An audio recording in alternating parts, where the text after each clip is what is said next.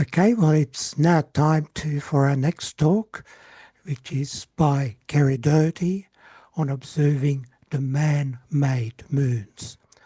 And that is the role of Australian amateur astronomers in Operation Moonwatch.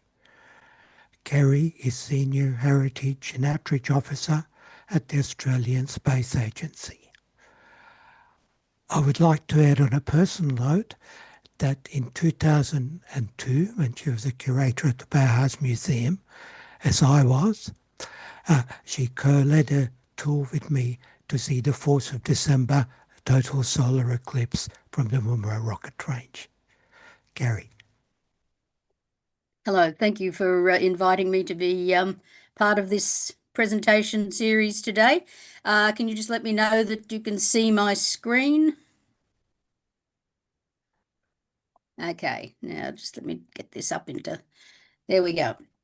Yes, so in referring to man-made moons, I am of course referring to the very earliest satellites. And that's how Operation Moonwatch gained its name, because in this very early time, even when the satellites were being developed, they were often referred to as these man-made moons rather than as satellites as we would use the term today. So I'd just like to acknowledge, of course, that today I am on Gadigal land, and I recognise Australia's Indigenous peoples as the world's oldest astronomers. And for those of you who aren't aware of it, the Australian Space Agency logo actually combines 7 different Indigenous constellations and sky stories that represent our acknowledgement of the astronomical knowledge of our Indigenous peoples. Now, our story today actually begins with the International Geophysical Year. Some of you probably remember this or will be aware of it, that it was a united program or an effort of global scientists to actually make a thorough study of the planet Earth, but also Earth's relationship to the space environment. And by the mid-1950s, technology had developed to the point where it was thought that it would be possible to launch a satellite during the International Geophysical Year. And both the United States and the Soviet Union announced in the middle of 1955 that that's what they would attempt to do. But a satellite in orbit is not a lot of use unless you can track it, unless you know where it is, and unless you can get data down from it. And so very early there was also planning for the development of tracking stations. And you might be able to see here, if you can just follow my cursor, that if a satellite is launched from Cape Canaveral on its first orbit, it's going to pass within view of the western half of Australia. Now this meant that putting some kind of tracking facility in Australia would be a good way to find out if that satellite was correctly in orbit. The Naval Research Laboratory that was developing America's first satellite, which was called Vanguard, or was planned to be the first satellite, they developed a radio interferometry system called Minitrack. And they actually realised that probably the best place to locate it would be on the Woomera rocket range, because there was already a concentration of the kinds of people with the skills and experience in tracking short-range missiles to be able to handle a tracking facility located there and service that facility. So the Minitrack system was set up just outside the Woomera township. But alongside this radio interferometry system, Professor Fred Whipple, who was the head of the Smithsonian Astrophysical Observatory, thought that they should also develop an optical system, because if a satellite is not transmitting but you can optically track it, at least you'll still be able to follow its path in the sky and learn whatever data you might be able to obtain from things like the perturbations of the orbit. So he gained funding through the International Geophysical Year to develop what was called a Baker-Nunn telescope camera. This was based on the principle of the Schmidt telescope, which of course we've heard a bit about earlier.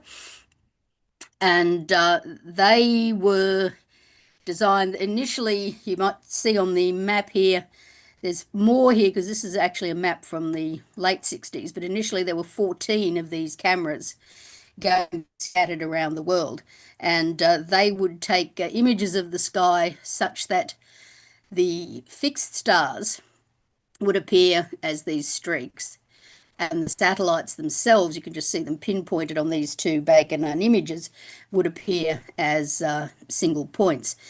And from this data of looking at the background of fixed stars, you could very precisely determine the orbit of the satellite. And that's all well and good, except the Baker-Nunn cameras had a very narrow field of view, and the satellite the Americans were planning was going to be very faint. It would just barely be at the limit of naked eye visibility. And in fact, it was thought that trying to spot one would be like trying to spot a golf ball being thrown out of a jet aircraft. So it was going to be a difficult task for the telescopes to actually initially find the satellite. And this is where the amateur astronomical community came in, because Whipple thought that it would be a really good idea to recruit groups around the world of amateur astronomers who could watch for the first sight of the satellite over their particular area, take very, high accuracy observations of the satellite passing across the sky. This would be transmitted back to the Smithsonian. From that, they could establish the orbit parameters such that then they could train the Baker-Nunn telescopes on it to get more precise detail, excuse me, and then get a more precise calculation of the orbit. So this is the original Baker-Nunn facility that was set up out at Woomera. In fact, they decided to place it right beside the mini track. And it was the only place in the world where you had the radio interferometry system and the optical system side by side. You could think of them perhaps as the eyes and the ears of satellite tracking. The Baker-Nunn, they had a lot of delay actually in the development of them, and the mini track facilities were available by 57, but the Baker-Nunns generally didn't come online until between early and mid 1958. And the one in Australia became operational in early March of 58, just before the eventual launch of Vanguard 1, which became the United States' second satellite. And this is the first image taken, tracking image taken of Vanguard 1 from the Baker-Nunn facility. As I said, the idea that Whipple came up with was to recruit these groups of amateur astronomers such that they would form these observing cadres who, whenever a satellite was launched, would then spend the next days and weeks literally watching the skies to try and visually spot and track the satellite.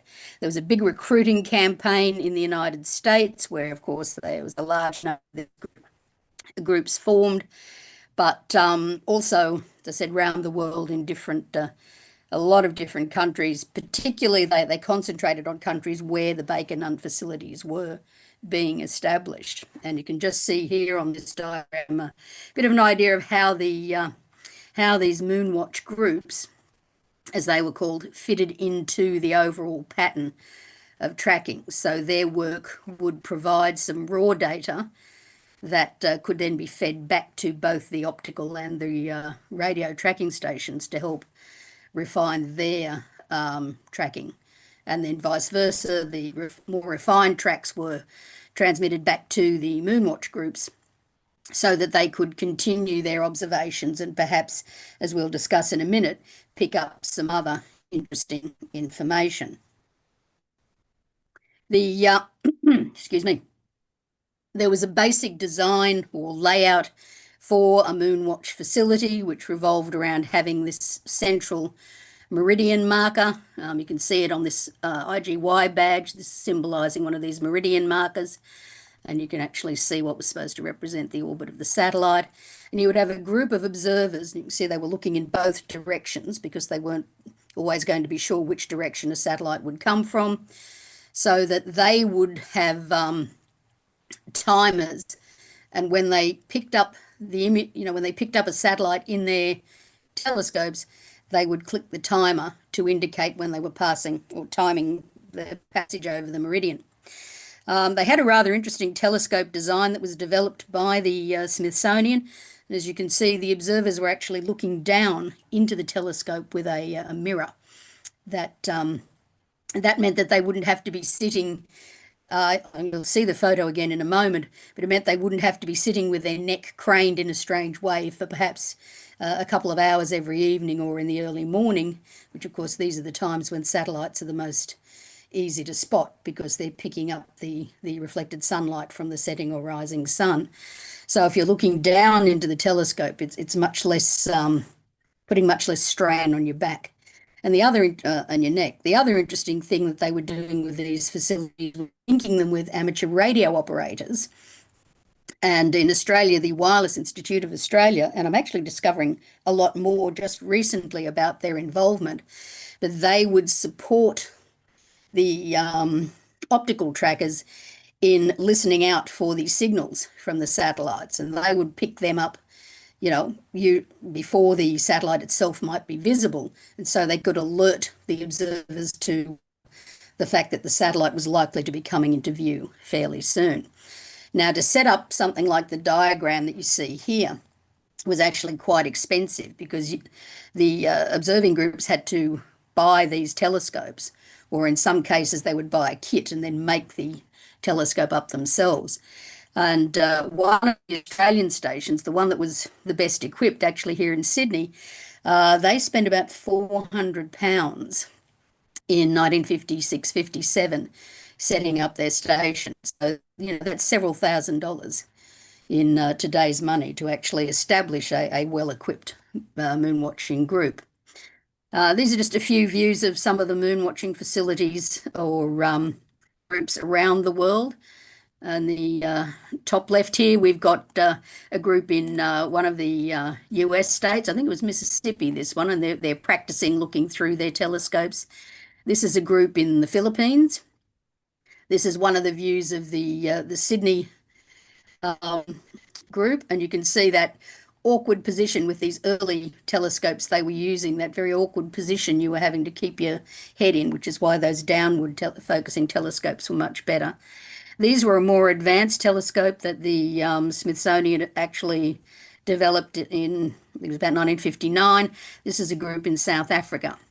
And rather interestingly, the Soviet Union decided to copy the Moonwatch design so that their own amateur astronomers could track their intended satellite.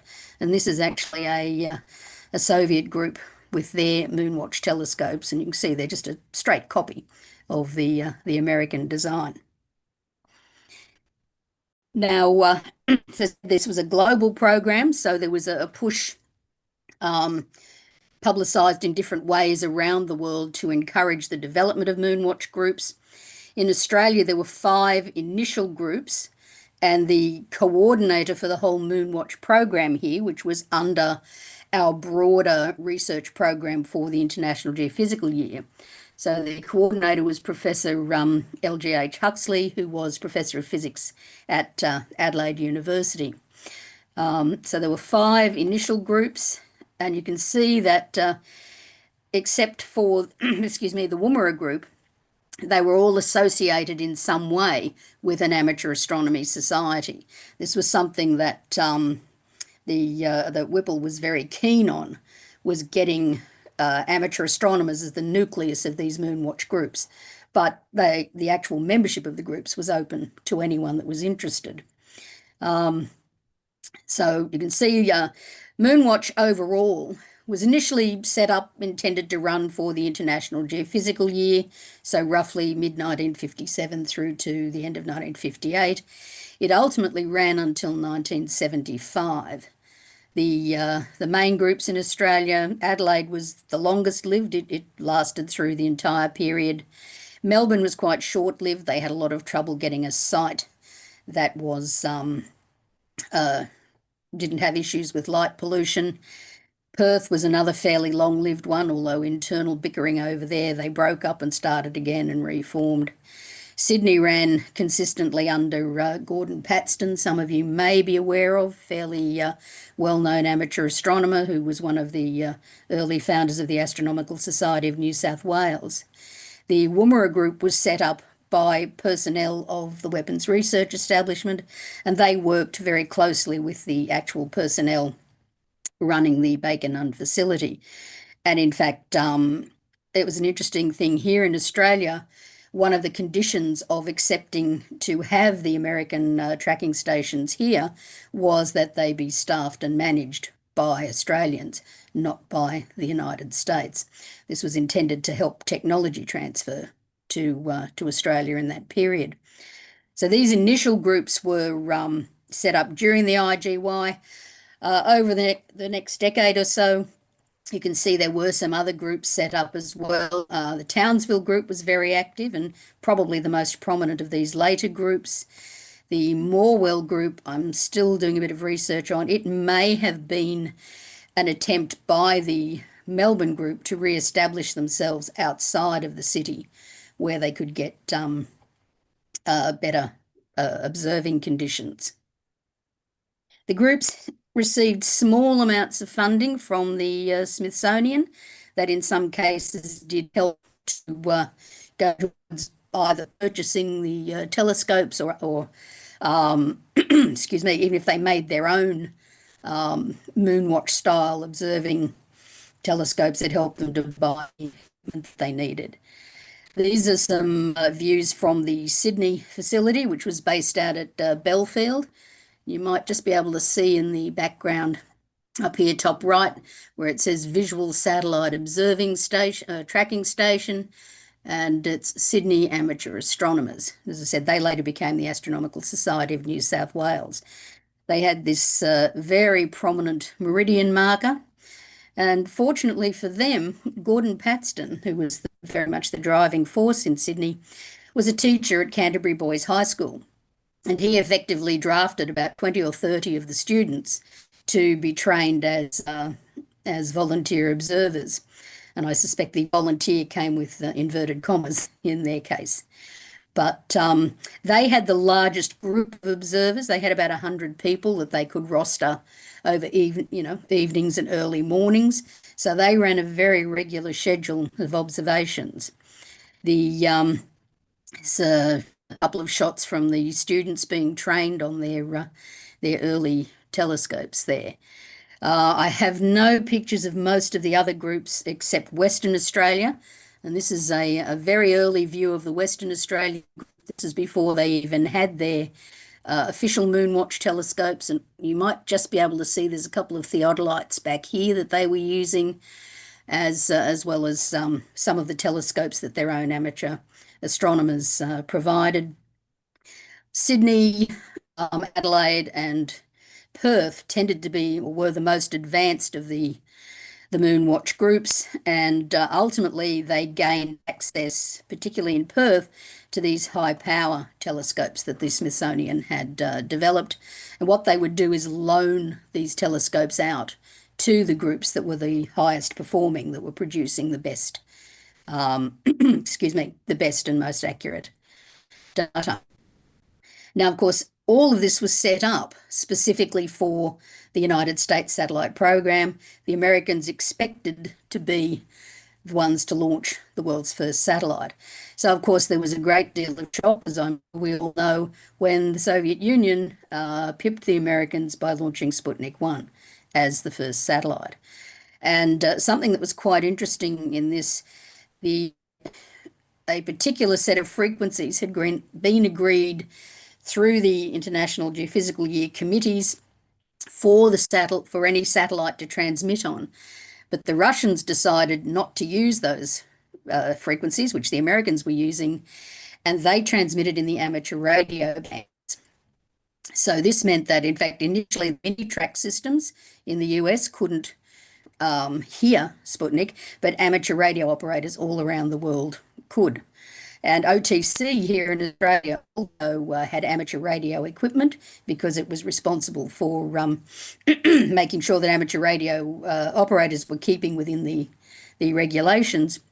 And so OTC was one of the early bodies in Australia that was able to pick up Sputnik. And you will see here where it says, Moonwatch unprepared, because nobody was expecting Sputnik 1 to be launched at that time. And several of the places like Adelaide were not fully set up. Sydney was actually fully set up at that time. Adelaide was waiting for the telescopes they were going to get from the United States. Mount Stromlo Observatory, in the first week that Sputnik was in orbit, was able to capture an image of the satellite in orbit, and that was one of the earliest pictures of Sputnik that was able to be obtained. As I mentioned, the groups here in Australia were actually recognised as being among the best around the world for the accuracy of their data. And in fact, Woomera and Sydney actually were the first Moonwatch groups to make observations of Sputnik 1. That was partly a weather-related issue, but they were the first of the Moonwatch programs to be able to do it. Perth was very lucky to be able to get some of the first observations of Sputnik 2, outside the USSR. They did a number of interesting observations over the first 5 to 7 years of Moonwatch. This included things like the first observation of Echo 1, and all of these groups were given recognition awards from the Smithsonian for the work that they were doing. The photograph you can see here is actually one that the Perth group took. One of the amateur astronomers at Perth took this early photograph of Sputnik 1. I think it was about 10 days or 2 weeks after it was launched. So after the Stromlo photo, but nonetheless a very early image of the satellite crossing the sky. And so the Australian groups very quickly got a good reputation, so that the Smithsonian ultimately developed a set of categories for the stations. They had Prime A, Prime B, Standard and Reserve. And except for Melbourne, in fact, all the other stations received the Prime A designation. And a lot of what they started to do, as there were more satellites being launched and the tracking, particularly the radio tracking of the satellites, improved, one of the things that they started to do was to utilise the Moonwatch groups for things like looking for lost satellites. So satellites that might have gone dead, and perhaps the Baker Nunn cameras had lost track of them. Yeah, sorry, Kerrie, you have I'm 2 just minutes. about to finish. So that's fine, because I'm just about to finish. And they would do things like looking for the lost satellites, or sometimes a satellite that would be picked up by a Baker Nunn camera, but it wasn't recognised as being a satellite that people knew were in orbit. And so there was some interesting work that was done on identifying things like a mystery satellite that turned out to be the recovery capsule from Discovery 5 that was actually launched into a higher orbit instead of being sent on a re-entry trajectory back to Earth. And so there was such a lot of work going on in the late 50s and early 60s with the satellite tracking that the Weapons Research Establishment actually developed what they called the Satellite Centre. And this was designed to support the sharing of data back and forth between the Minitrack, the Baker Nunn, and the Moonwatch groups. So I said, very, very active work that Australia was closely involved with. It was also looking at things like the re-entries, and in a couple of cases, not here in Australia as it happened in the US, some of the watch groups were able to observe re-entries that they could then recover pieces from. They actually found bits of the satellite back on the ground following their re-entries. So That's a very, very quick view of the role of the amateur astronomers of the Moonwatch groups in tracking the first satellites. And thank you. Thank you very much, Kerrie. Yeah, that was most informative. This I did know a little bit about the Moonwatch project. I remember seeing it at Belfield Observatory at an open night at Belfield Observatory, seeing their Moonwatch telescopes, and I remember being very impressed. And this was back in the 1960s. Another very Yes. brief comment is that when the photograph first photograph of Sputnik 1 was taken from Stromlo, on the photograph that was produced, there was a sort of a zigzag. You could see the line of the as the as the satellite moved, but then there was a bit of a zigzag, and that turned out to be because the astronomer who was taking the image was so excited that when he sort of pulled out the the, the when he exposed the plate, he moved it and shook it. Well, that was actually Bart Bock who apparently took the image himself. Right. Okay. So even Bart was excited.